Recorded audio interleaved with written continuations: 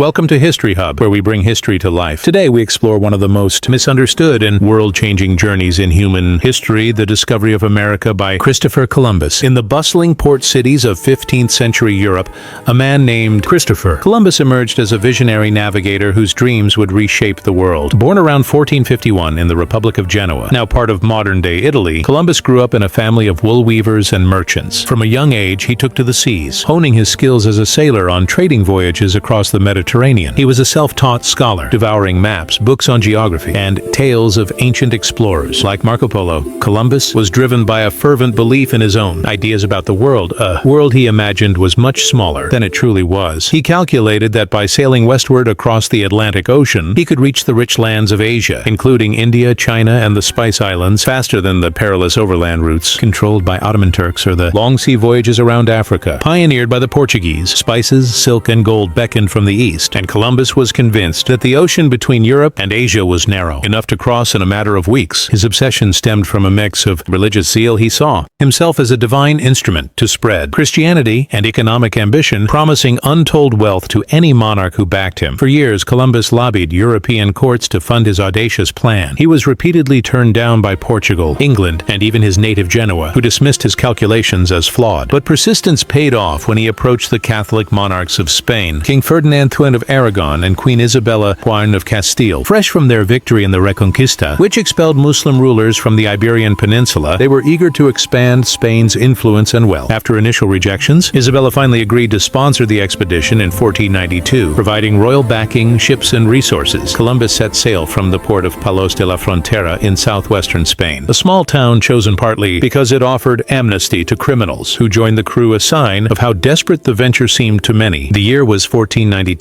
A pivotal moment in history, when the medieval world teetered on the edge of the modern era. On August 3rd, Columbus departed with a fleet of 3 modest ships. The Santa Maria, his flagship, a larger carrack about 60 feet long. The Pinta, a swift caravel commanded by Martin Alonso Pinzon. And the Niña, another caravel under Vicente Yáñez Pinzon. These vessels were crewed by around 90 men in total, a ragtag group of sailors, adventurers, and even some convicts. Key figures included the Pinzon brothers, experienced mariners from Palos who helped recruit the crew and navigate the ships. There were no women aboard, and the men hailed mostly from Spain, with a few Italians and Portuguese thrown in. Supplies were basic: hard biscuits, salted meat, wine, and water, all crammed into the cramped holds. Columbus himself served as captain general, keeping meticulous logs of the journey while maintaining strict discipline. The route Columbus charted was bold and untested. After a brief stop in the Canary Islands to repair the Pinta and stock up on provisions, the fleet pushed westward into the vast, unknown Atlantic on September 6th. They sailed with the trade winds at their backs, heading due west from the Canaries, far from the African coast to avoid Portuguese territories. Day after day, the ships plowed through endless blue horizons, with no land in sight. The journey stretched on far longer than Columbus had promised. What was meant to be a few weeks turned into over a month at sea. After leaving the Canaries, the crew faced mounting difficulties. Fierce storms battered the ships, causing leaks and frayed nerves. Supplies dwindled, with water turning foul and food rations cut, and the endless ocean bred fear and superstition. Whispers of mutiny spread among the men, who worried they had sailed too far to return and might fall off the edge of a flat earth, a myth still lingering in some minds, despite Columbus's spherical worldview. On October 10th, tensions peaked when the crew demanded to turn back, but Columbus negotiated a few more days, promising riches ahead. Miraculously, just 2 days later, on October 12th, a lookout on the Pinta spotted land at dawn. The entire voyage from Spain had taken about 70 days, but the critical Atlantic crossing from the Canaries lasted 36 grueling days. The landfall was not on the Asian mainland as Columbus hoped, but on a small island in the Bahamas, which he named San Salvador, likely modern-day Watling Island. Overjoyed, he claimed it for Spain, planting the royal banner in the sand. From there, the expedition explored nearby islands, including Cuba, which Columbus mistook for the Chinese mainland, and Hispaniola now, Haiti and the Dominican Republic, where he established a small fort called La Navidad. After the Santa Maria ran aground on Christmas Day, he believed fervently that he had reached the outskirts of Asia, the fabled Indies. His miscalculation stemmed from underestimating the Earth's circumference by about 25% and ignoring the existence of the Pacific Ocean. In his journals, he described the lands as teeming with gold and spices, interpreting the natives' ornaments as signs of Eastern wealth. Even though the reality was far different, what we now call America was, in 1492, a vast,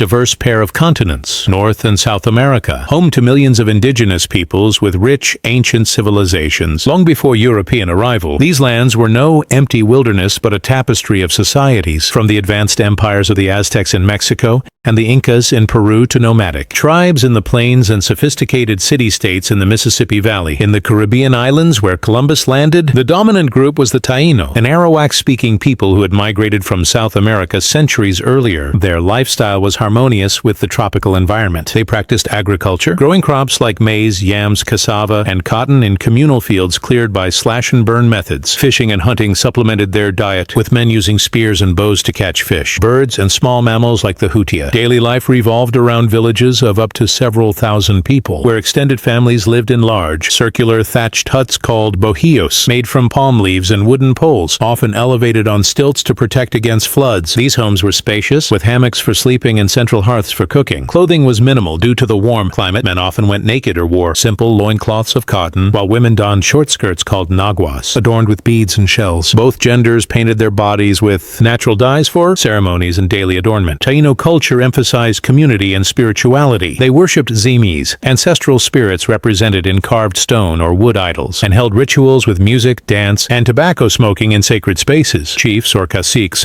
led with a council of elders, and society was matrilineal, tracing descent through mothers. Artisans crafted intricate pottery, woven baskets, and gold jewelry, trading goods like cotton and parrots across islands in large canoes. Columbus's interactions with the Taino began with curiosity and apparent friendliness. Upon landing, he encountered naked, welcoming natives who approached the ships in canoes, offering gifts of fruit, parrots, and gold nose rings. In his logs, Columbus described them as gentle, generous, and timid, and full of fear, noting their lack of iron weapons and potential for conversion to Christianity. He traded glass beads, bells, and hawks' bells for their items, marveling at their innocence. However, this harmony was short-lived and one-sided. Columbus quickly captured several Taino to take back to Spain as proof of his discoveries and potential slaves, forcing them aboard against their will. He viewed them not as equals but as subjects to be exploited for labor and resources, searching obsessively for gold and imposing Spanish authority. While initial encounters involved bartering and exploration, they sowed seeds of conflict, with misunderstandings escalating into violence on later voyages. The Taino offered hospitality, sharing food and guiding the explorers,